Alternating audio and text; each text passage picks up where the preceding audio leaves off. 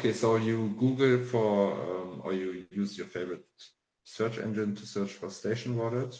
Okay. Because that's the wallet you need, right? Yes. Oh, I've ad block, so usually you would see like advertisement, and then usually it's scam. So be careful to choose the right one. Right. I don't have that because I have this ad block thing, which I recommend to anybody. And the right one is station.terra.money, correct? Yes, correct.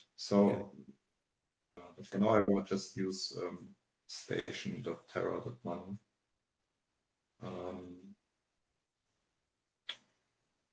That's the web version. I'm not sure if you can get the extension from here.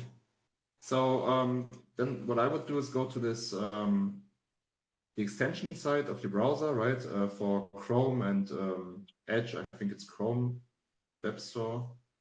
I think you can use them on both, like Chrome and the other one from Google. They're like no, Chrome and Edge. They're both the same, basically, more or less. And then your Firefox, if you want to use Firefox, you have to go to their site and get the add-on. Hey, LL, So, I'm noticing this might be confusing for some people. Be very specific on what exactly you're clicking on because everything's written in German. yeah, I see. That's also an issue. So basically, you just say you go to the top right, and then it says get the extension, something like this. Okay. I mean, again, it's still in German, but I mean, as long as we know what button I to don't know push. if I can like change the setting, to be honest. It's just my stupid laptop because it's my private one, and I just use it for German stuff. So then it's easier if it's in German. Like that's always an issue. It sucks. Yeah. Well, like again, as long as you translate everything and show us exactly what buttons to push, we should be good. Okay, so in the top, it basically just says get the wallet. Okay. Basically, get the extension, and then it asks you to add the extension to your browser, and then the left one says add the extension. Then you say yes, and it will do something, and then basically you get the alert that it added the extension, and then you find it here in this. Yeah, if you click this little puzzle icon thingy, Yes. then you can basically see the station wallet, and if you click this eye thingy, then it appears on the top, and you don't have to search for it. So you can be able to see it. Otherwise, it's X'd out. But if you open it up, you'll be able to see it always in your browser, up in your dock there. Exactly. So that's how you install the extension, and then once you have it, it asks you whether to create a new wallet or to import an existing one. Okay. You somehow can connect to Ledger. I didn't try it yet because I never owned one. So I saw that you said earlier that you were actually going to get yourself a ledger and test it out. So maybe that could be something else. I'm sorry, in the future that we can, once you get that figured out, something else that we can kind of give a little instructional video on. Some people were asking about that on Twitter or on X, sorry. And we didn't really have an exact answer to give them because I think you haven't really done it yet. yeah, we can do it like this. And once I have it, we can record something new and then test it out. Sure. I'm curious to see if it even works. Yeah. Maybe we'll do the video of you even trying to set it up. Yeah, exactly. Okay, so then let's create new wallet because that's probably what everybody who's new would do, I guess. Yep. So basically you have to give it a name like L69DJ. Then it shows you a recovery phrase, which you usually should not show to other people. So this one is like this isn't going to be a wallet, obviously, that you ever use. This is just showing how to create it. And it's always recommended that you write that recovery phrase down and keep it someplace very, very safe, where you know where it is. You're not going to lose it. It's not going to get burned in a fire, whatever. Because without this recovery phrase, if you ever have trouble, you cannot get back into your wallet and those funds are lost. So this is a very, very important step. Exactly. Oh, and the funds are not living in the wallet, right? Because people also get this wrong all the time. So I'm sorry, that was a little soft, but you're talking about the fact that the funds are on the blockchain. They're not like in the wallet or whatever, right? yeah, exactly. The wallet is basically your key, and if you lose it or give it away, then you lost your funds. Because people think 2FA or whatever, the fingerprint thingy on the phone, it doesn't have. Because if I have your seed phrase, I can sign transactions on the chain. Right. And I think most people that might be watching this video are already aware of this, but it doesn't help to really go back to the very basics and just understand that if you have a wallet like we're setting up and you have some funds in it, even if your computer shits the bed, even if your phone, you run it over with your car or whatever, those funds are not in the wallet that you set up. So you can actually go to any other computer or any other phone or whatever, as long as you have this recovery phrase, you can access those funds because they are on the blockchain. They're not on your phone. Exactly. Okay, so to create the new wallet, you basically type in the name, you get the recovery phrase. It's good to write it down on paper. Don't take a photo and put it on your OneDrive. That's not the best thing to do. I've done it myself in the past sometimes, but it's not like I wouldn't do it with big funds or whatever. It's not the safest thing. Yep.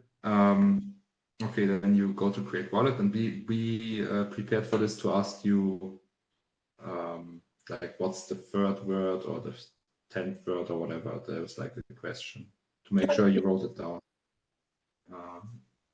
So then I have to count. Okay, so 11th one is jeans, and then I think that's the last one is million. Then you have to set a password for your wallet. My password. Oh fuck. Okay. Then And this is also something that, and we can't see whatever password you're writing down, by the way, so it's fine. now I can. I have to share it with you because I will forget, and then you're locked out to repeat it again. If you lock yourself out with the password, you can basically you can reset the wallet by typing in the recovery phrase again, but it just sucks. Right. But So, same thing okay, with your whatever. password. Write it down someplace on a piece of paper, someplace where you're not going to lose it and you know exactly where it is. Okay, and once you created the wallet, you get the success page. You get your wallet address, so I can send it to DJ if he wants to send me some coins or whatever. You can put it in the chat. So this is our test wallet. Then you go to done. Yeah, so that's basically it. That's how you get your TerraStation wallet working. And then you can deposit coins into it. And if you want to buy Rakoff, I guess usually the step is to go to an exchange, deposit euros or dollars or whatever, or other crypto for that. For the sake of it, you can deposit anything. You have to buy Luna Classic, and then you have to withdraw the Luna Classic onto your wallet, and which basically is the thing you just installed. And if you manage to log in, it will show you your address. That's what you have to copy, and then you have to paste it into the exchange page where you withdraw, and then your funds usually appear within seconds or minutes into your wallet. And from there, you can go and buy buy Rakoff. Now, up in the left-hand corner on the main screen here of the actual wallet, it says Terra. Do you have to change anything so that says classic, or do you have to change any of that, or are we okay with Terra? Because we're looking at Luna right now and not Lunk. Yeah, you're right. Because this is TFS website or web app. They kind of prefer Luna, so on default it's set on Luna 2 network. Right now we're not logged in, so if you just go to the maybe it's a bit confusing. The tab we're on now, this is like the web application, and this thing here on the top, this is like the extension. So these are independent from each other. That's right. And you need the top one or the app on your phone or whatever to basically connect to the web app if you want to trade on your desktop, something like this. So basically you have to go to the top right, and I think I can change the set. Yeah, change to English. So you have to go to the top right where it says connect. Yep. And you can click on station extension. That's if you are using the web extension that we are using. Yep. Or you can use TerraStation Mobile, and then you basically scan this QR code with your mobile station wallet, and then you can also sign in. Yes. Maybe we can show it next time. But for now, you don't really need it because you have the extension here. So you can basically just go to extension. So once you click, it asks you to connect. Maybe we can show it again. Yeah, it's now on the other screen again. So now it's here. Then you go to connect. And once you connect it, it shows you the name of your wallet on the top. So you can verify you're connected, and it will show you the option to disconnect. And from here, you can basically change the network. And then I think you also have to change it in the wallet. I'm not sure on the extension, but I think so. I just usually have it on Classic because I don't really do a lot on mainnet. So right, yeah. I'm not quite sure, but I think if you change it here to Classic, yeah, if you change it here, then the whole thing will change too. Okay, beautiful. Okay, so once your app is on Classic, you can basically go to the CoinHall pair. So let me just start the main site. That's how it looks. Oh, Terra is doing quite good actually. Yeah, I saw something about that on X, as a matter of fact, brought my attention to it. So it's coinhall.org. Exactly.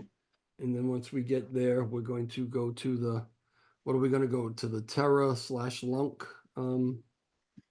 Yeah, usually you can just go to search because we have the verified pair. You can just search for RAKOFF, and the pairs will appear.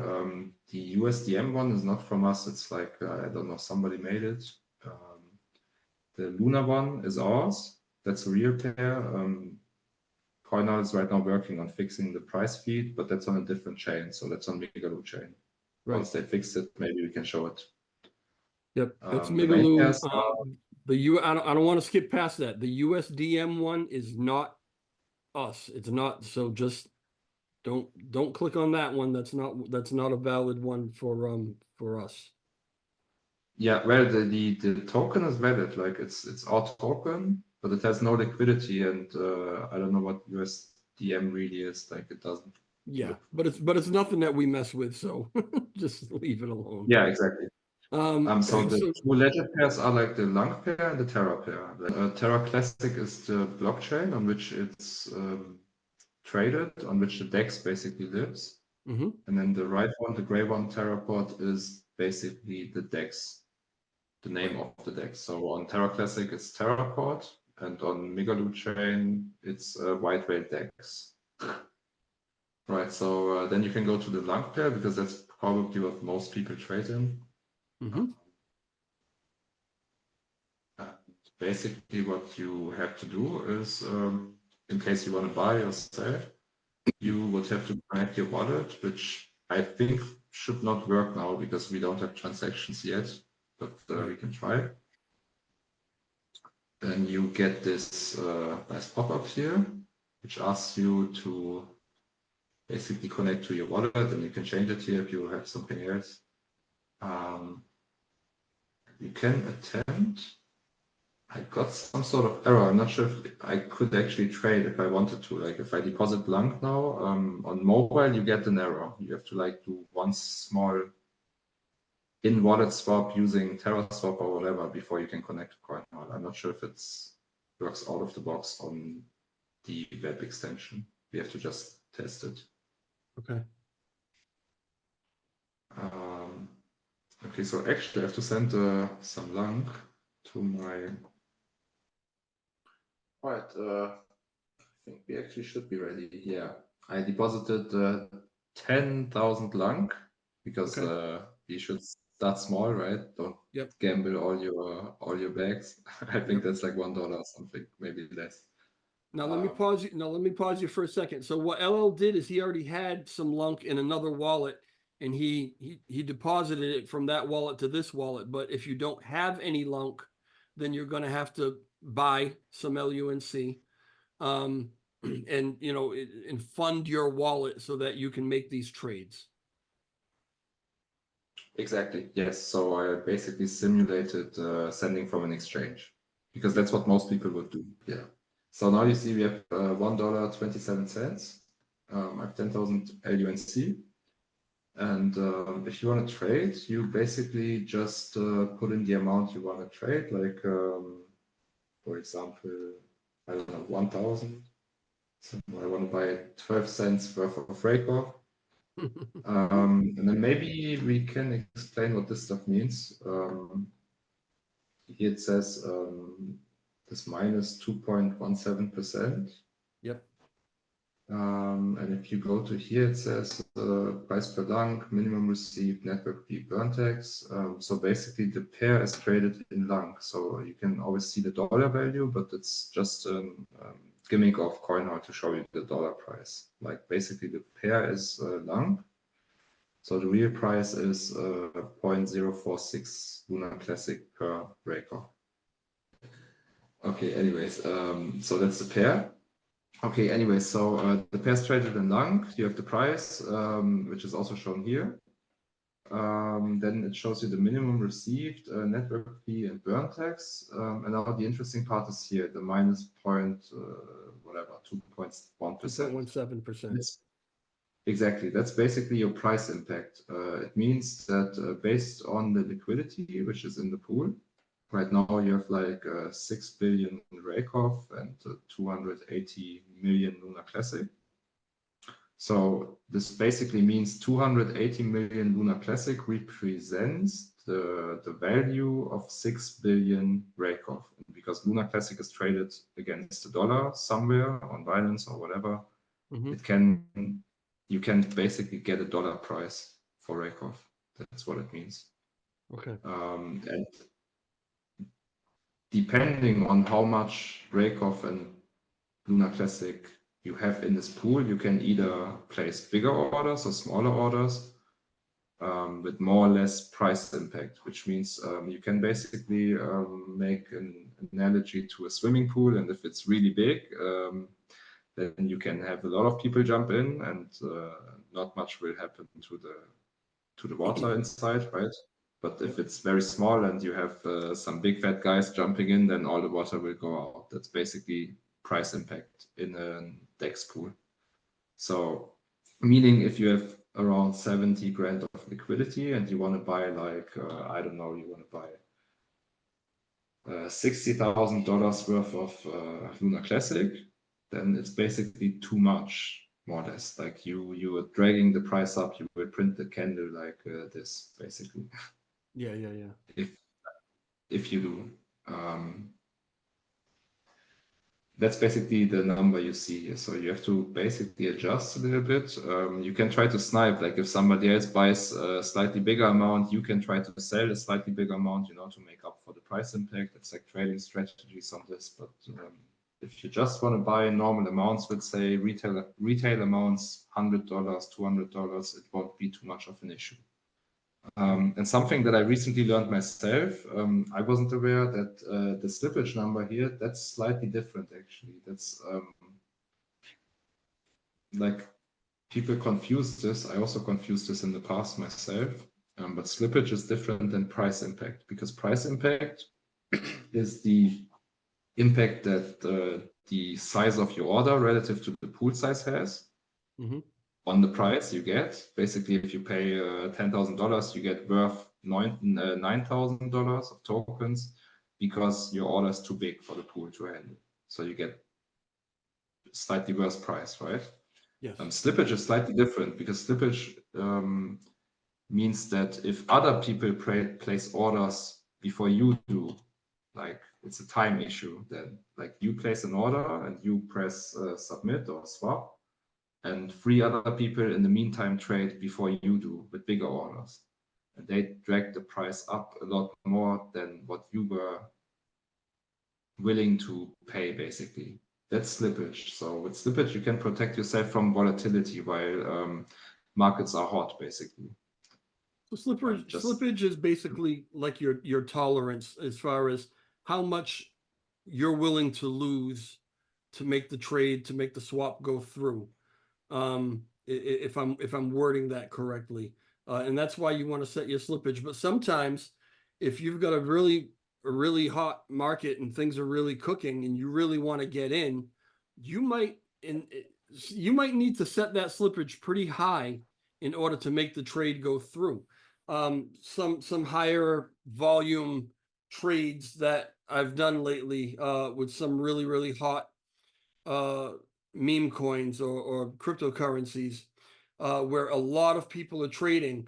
Normally on a regular day, nothing much going on, setting your slippage at 1% or even 0.5%, maybe up to 5 or 10 if you're feeling crazy, is kind of normal. But I've had situations where if I wanted to get any trade in at all, I have to set that slippage up to like 20, 30, sometimes 40%. And that doesn't mean that that's how much you're going to lose in the trade, but it does mean that's how much you're willing to lose in the trade. But if you don't set it that high, it'll just spin and spin and spin, and you'll never get anything through. Yeah, but you're right. But keep in mind, you can set your slippage to 0.5% here and still have a price impact of minus 20%. So you will still lose 20% because slippage is just the volatility. It just means, I think the way they calculated is your price impact plus slippage, basically. So if you're willing to lose 20% on the price impact, you add the slippage on top. Right. Yeah, the two of them work together. And in some DEXs, you'll actually get a warning too. You try to execute that trade and the price impact is, exponential. You'll get a big red warning that says, hey, this is what the impact is going to be. And it'll kind of ask you that before you go ahead and execute the trade. I don't know if CoinHall does that because I haven't really traded to the point where I had to worry about the price impact. But on a lot of dexes that I have used, that's kind of what it does. Here, just you just see it like if you just type in numbers here, it will go from green to yellow to red or something.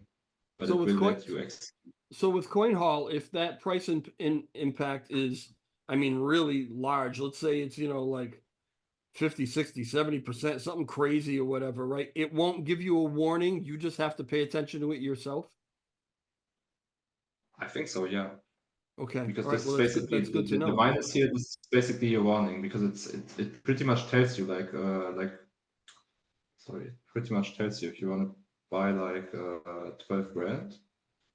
Tells you if you buy 12 grand, you only get tokens worth 8.9. Right. You see this here in the bottom. So this is basically, but it doesn't show an extra pop-up or something. Right. If that's your question. Right. Okay, so in our case, we just want to buy, let's say 5 grand. And I recommend to always leave a buffer of like, let's say 1,000 blank at least for basically for fees. Because if you buy with all Luna Classic you have, how are you going to, I mean, that's good for us for the project if you can't sell, but realistically, you want to take some profits at some point, right? Right. Yeah. So we are just going to buy. It will show minus 2%, which is weird now for some people because there should not be this big of a price impact with 70 grand liquidity. That's because Terrapod still has pretty big fees. I think default is 0.3.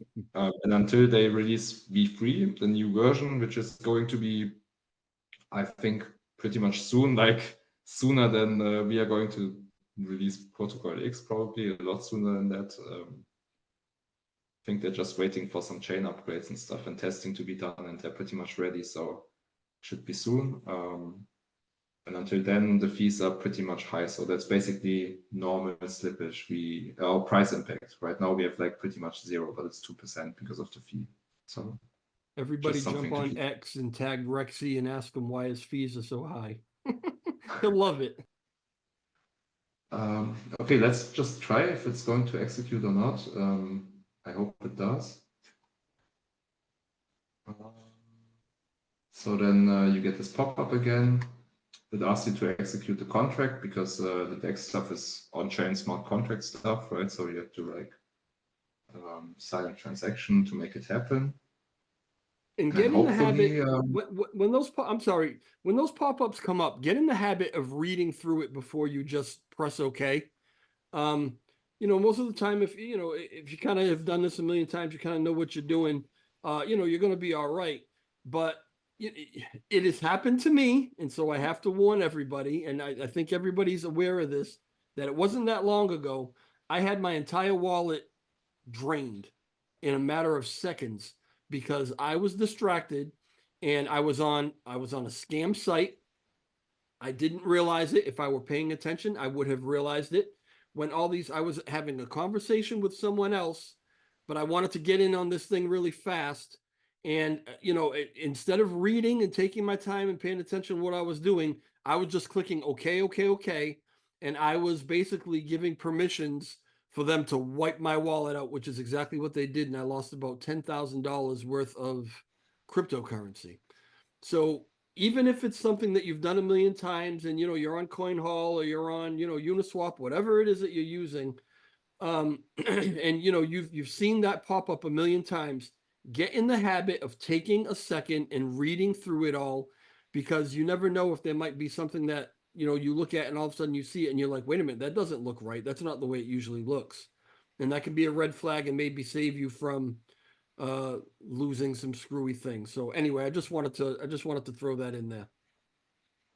no, I agree. That's really important because it can always happen.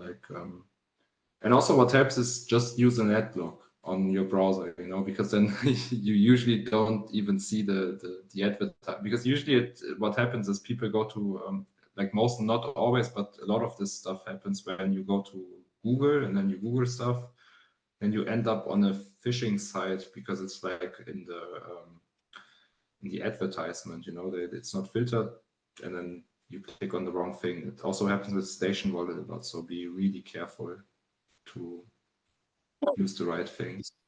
Right. Okay. Okay, so if you do the swap, you basically see this pop-up. Sometimes, especially on mobile, it just nothing happens, and if you reload the site, then you suddenly get the pop-up, or you don't get it, but you see your transaction in the list below. So it's sometimes a bit buggy. But most of the time it just works.